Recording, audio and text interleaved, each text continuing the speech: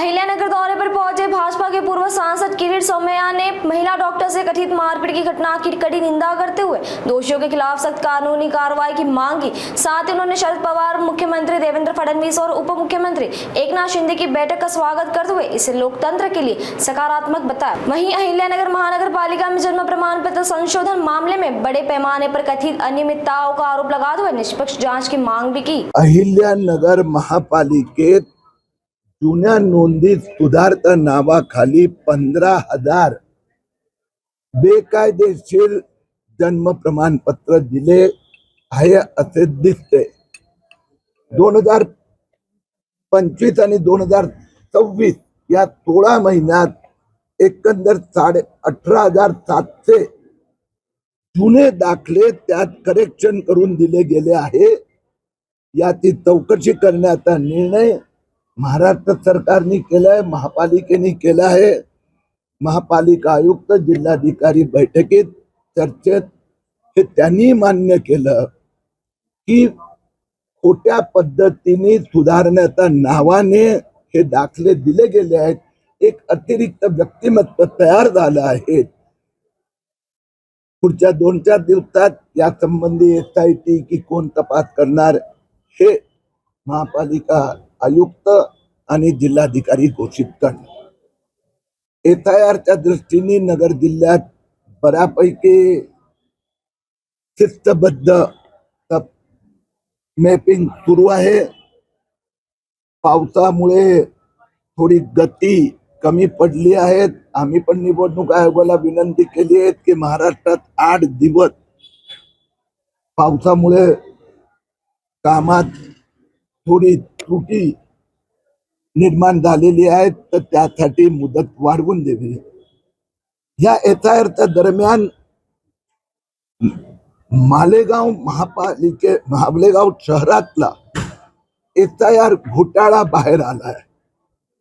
तिथला BLOनी काही दबावा अंतर्गत एकूण मतदारांपैकी 75% मतदार योग्य आहे, मॅपिंग झाला असं रिपोर्ट दिला।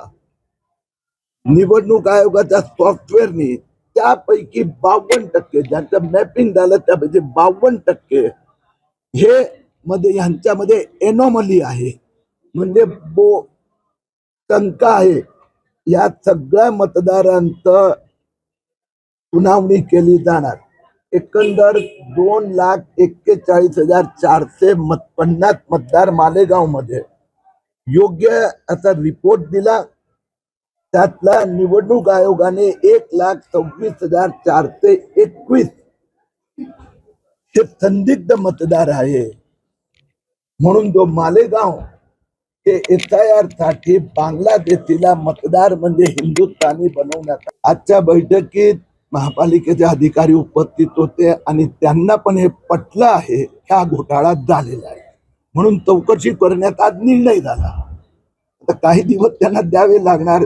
ते चौकशीसाठी SIT नियुक्त करणार, कुठली एजन्सी चौकशी करणार, पण त्यांना पटलंय कारण की आरोग्य अधिकारी पण उपस्थित होते। मी तुम्हाला एक उदाहरण देतो की आता भारत सरकारने डिजिटल पद्धती सुरू केली आहे, ज्यात QR कोडचं सर्टिफिकेट मिळतं।